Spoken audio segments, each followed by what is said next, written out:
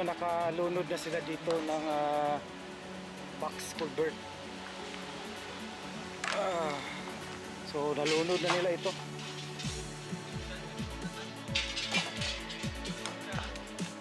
Bago lang nila nalunod, baka ngayong araw ito.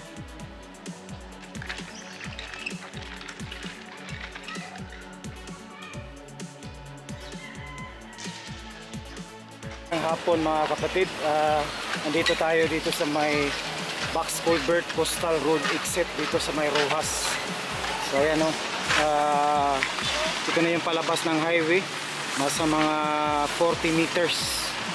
So unti-unti nila itong step by step yung paggawa ng box culvert. So ito magiging 4 lanes na ito, one day dito no, kasi ginigiba na yung mga bahay dito. So ayan, ito na yung papunta ng coastal dagat, papuntaan natin mamaya doon. So ito na yung nasa gitna, so bali dalawang seat ito. So doon muna sila na site, continuation. Ayan, so tapos pagkatapos nila dyan, dito na naman no. Pero I think mapag nabuhusan nila yan, doon muna sila sa labas, kasi nalunod na yung box culvert pag nabuhusan ito. So pag after nabuhusan nila ito, mag-transfer naman yan sila doon sa labas no? Yun na, pag nabuhusan yan, mag-transfer naman sila doon sa labas, doon sa malapit sa highway. Kasi nalunod na yung box culvert, kasi ito sila mga grupo, ito yung Pacquiao, sila yung continuation, sila yung magtatapos, sa pataas. So yung main contractor kasi nito yung Highview. So sila yung nag-i-excavate, kumbaga naglalagay ng mga pilote, nagbabaon ng mga pilote, ano pa yung mga puting. So yung Pacquiao, ito sila Pacquiao, dito na sila no, balidugtong na lang sila, continuation. Ayan. Pag natapos yan, as what I said kanina, so itong Pacquiao, transfer naman yan sila dun sa labas, para magawa naman sila nito pagkatapos pag buhos dito. So pag transfer nila doon, magagawa naman sila ng ganito. Pero ito tapos na, before sila maglipat doon, nabuhusan na nila ito. So naglipat na sila doon, nagporma na ng kaganito. Tapos si main contractor, dito naman yan no, i-excavate naman yan siya sa another na set dito. So yung tubig galing kasi ito ng Rojas Street Avenue. So ibabypass na nila doon kasi tapos na yan nabuhusan. So dito naman si main contractor maghuhukay, excavate, maglulunod na rin ng yung box culvert, kasi sa kanila yon box culvert, ano pa yon, yung piluti. So pagkatapos ni Pacquiao doon sa labas, pagkatapos naman ni Pacquiao doon, nakapaglagay na sila na ganon, tapos ready na sila, nabuhusan na rin. So ito, na-excavate na ito ni main contractor. So ipapakita natin, bali nalunodan na ito ng box culvert. Pag natapos na rin si Pacquiao doon sa labas, lilipat naman sila dito. So gagawa naman sila ng ganon. So hanggang sa tuloy-tuloy yung step by step yung pagkagawa. Pagkatapos dito, doon naman sila, lilipat na naman sa labas. So maghuhukay naman doon si main contractor, ayun, para tuloy-tuloy ang trabaho ng box culvert. Dito sa ilalim ito, mayroon na din ito. So magsinatampakan na. So ayan, ito na yung pagkagawa nila no, ng box culvert. So lahat ng mga drainage galing sa Rojas Avenue, Davao City. So dito yan dadaan, papunta yan ng dagat. Ayan.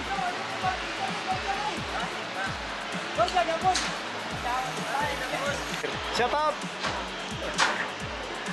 Ayan. Ano sa libuhusan, boss? Ng electric?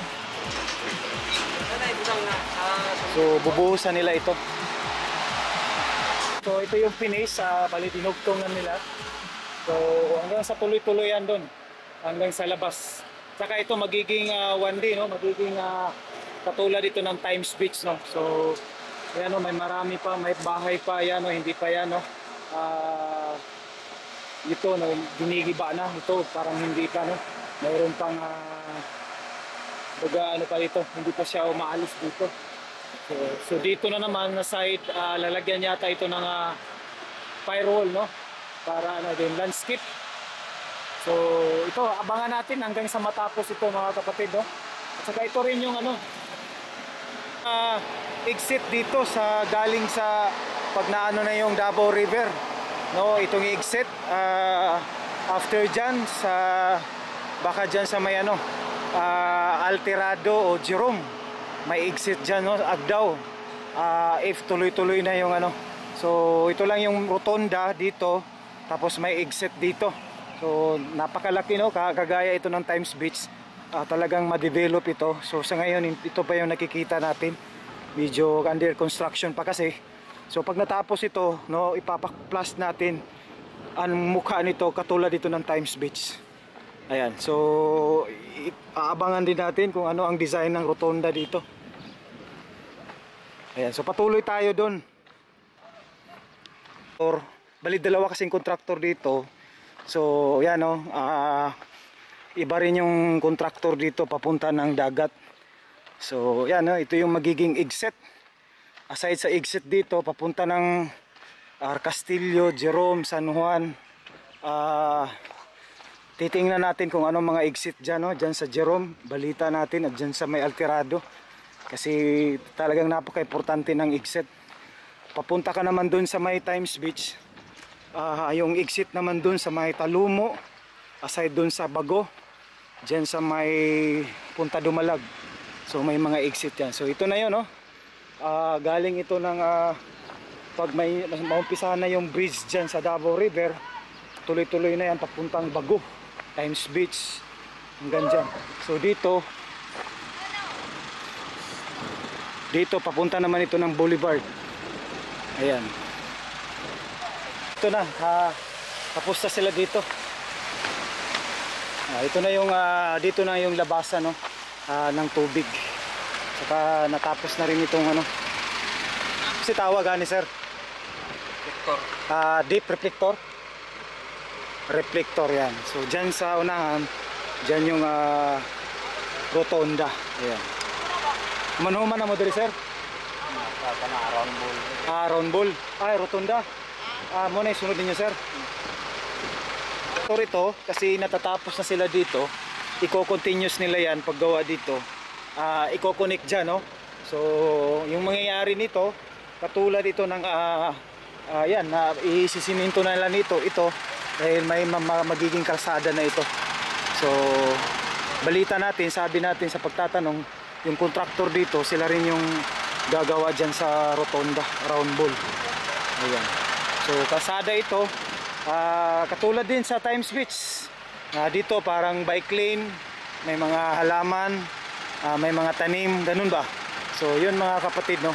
So hanggang tuloy-tuloy yan. Ito na yung papunta ng Magsaysay, Santa Ana Wharf, Leon Garcia, dyan sa may Barangay Duterte, Castillo, dyan sa Altirado, dyan sa may San Juan, dyan sa Jerome. At saka connecting ito no, dun sa SIDC no, Samal Island Davao City Coastal Bridge, Connector Bridge Project. Ayan. Next nakikita natin, ito na yung kalsada, ito yung round ball. So ito one day i-develop pa rin nila ito no. May mga landscape ito, may mga halaman. So compare natin no, mas malaki sa Times Beach kaysa dito no. Malaki yung bagadaanan ng tao, bike lane, mas malaki siya kaysa dun sa Times Beach. So imagine, ito yung round ball. So liliko dyan papunta ng Rojas Avenue. Ayan. So malaki siya no. So dito naman yung ayan, ito yung sea reflector. So itong kontraktor ito, dalawang kontraktor yan, gumagawa dito. So dito tayo sa pangalawang kontraktor. Mamaya pupunta dun tayo sa labas, dun sa gumagawa rin papunta ng highway dun sa may Rojas. So yan, imagine, ito yung round ball, napakalaki. Ayan. Ito na yung itsura no, ng I think tapos na sila dito. So Ayan, Royal P. Sa ilalim nito may drainage box culvert na ito. Papunta dyan sa ano, sa unang kontraktor, magdudugtong-dugtong yan sila. Okay, Royal P. Ayan, so pagkatapos dito yan, no, ginawa na nila continuation yung C reflector, no. So yan, so sila pa rin yung gumagawa, no, itong kontraktor na ito. Pag natapos sila dito, sila yung gagawa dyan din sa round ball. Ayan, shout out sa Relay, no, company. Ayan, continuous. Ito na yung labasan, ito na yung pinakahuli galing dun sa Rojas Open Creek Canal, no, sa Rojas Avenue. So yan, no, natapos na sila dito. Ipagpatuloy nila, i-connect yan, kasi ito parang daanan lang nila temporary dahil sa kanilang construction dito. So pag na-connect yan, natapos yan, so ito na yung gagawing kalsada, no.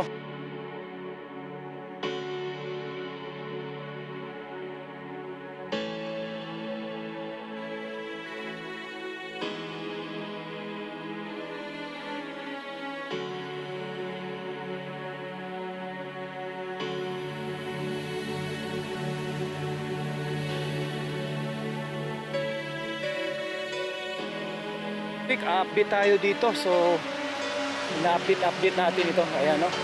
So ito na yung mga pagbabago dito ngayon sa may Rojas extension. Ayan. So ito, as what I said, palabas na ito, Royal P. Tapos na sila dito, itong isang kontraktor, kasi dalawang kontraktor ang nagtutulungan dito. Ayan. So ito na yung magiging ano, kalsada. Ito yung malaki yung rotonda, no? Mas malaki ang rotonda ng Rojas extension, Coastal Road except. Ayan, kikita natin. Ayan, no? So imagine, napakalaki ng rotonda ng Rojas. So dito na lalabas, napakaganda nito, magiging katulad dito ng Times Beach. Ayan.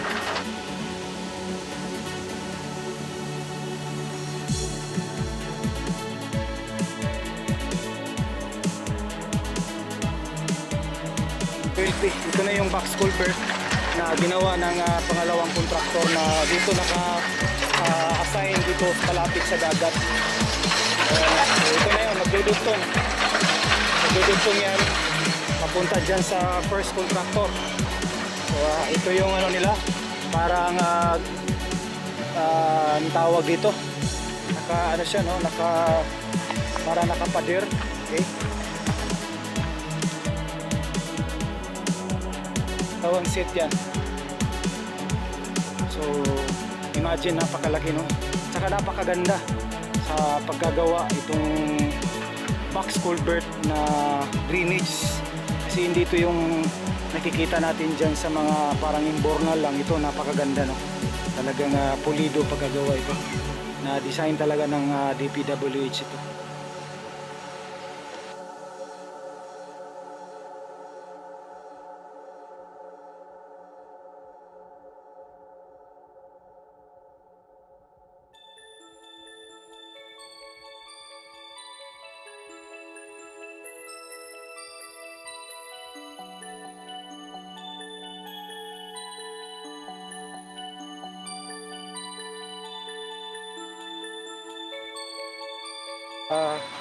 Talagang maganda ang flow ng kanal, kasi talagang grabe yung proseso bago ginawa itong box culvert. Ayan. So ito na yung dugtong doon. So baka ito continue nila ito paano dito, itong parang pader nila dito. So magiging kalsada rin ito dito, no? So talagang napakalaki dito, magiging 4 lanes ito dito. Ayan, so pray natin baka 2025, no, mayroon ng pagbabago, patatapos na ito dito.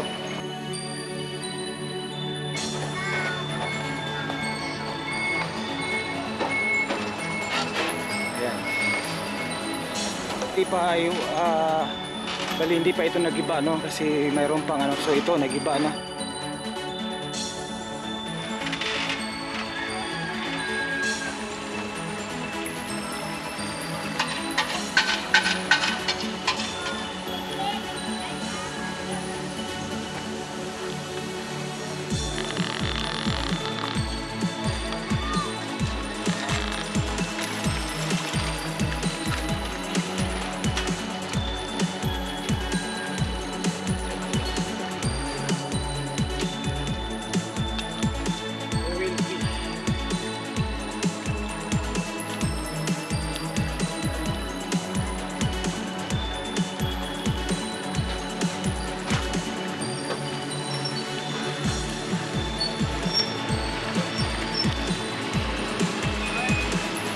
palabas na tayo. So dito naman tayo sa malapit sa highway. So ito step by step sila paggawa dito. Talagang i-escapit rin ito dito sa ilalim. Palabas na tayo, galing tayo doon sa kanina, sa pinuntahan natin. So ito yung daan dito. So step by step sila paggawa. So dyan muna sila sa hanggang sa tuloy-tuloy na rin dito yan.